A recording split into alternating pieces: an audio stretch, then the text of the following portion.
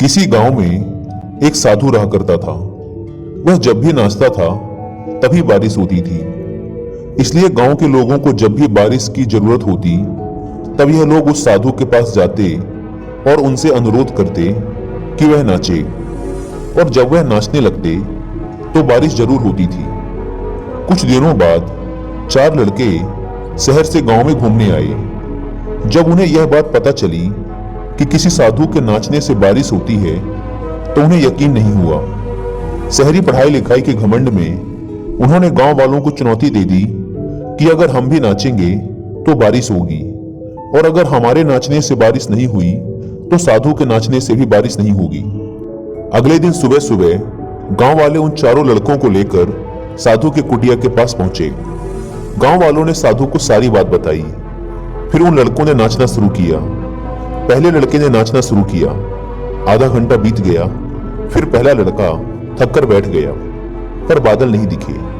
कुछ देर बाद दूसरे लड़के ने नाचना शुरू किया और 1 घंटे बीतते बीतते वह भी थककर बैठ गया। बाकी दोनों लड़कों ने भी ऐसा ही किया, पर बारिश नहीं हुई।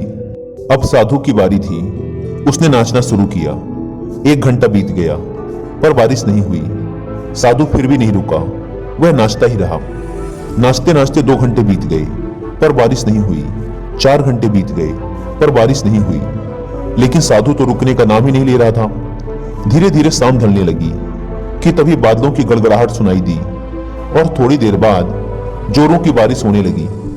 यह देखकर चारों लड़के दंग रह गए और तुरंत साधु से क्षमा मांगी। फिर चारों लड़कों ने साधु से पूछा, बाबा, भला ऐसा क्यों कि हमारे नाचने से बारिश नहीं हुई और आपके नाचने से बारिश हो गई?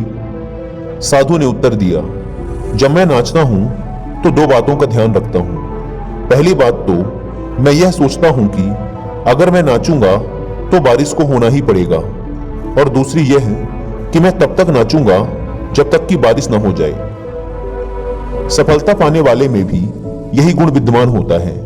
वे जिस काम को भी करते हैं उसमें उन्हें सफल होने का पूरा भरोसा होता है, और वह तब तक उस काम को करते हैं जब तक कि उसमें सफल ना हो जाएं। इसलिए अगर हमें सफलता हासिल करनी है तो इस साधु की तरह ही अपने लक्ष्य को प्राप्त करना होगा।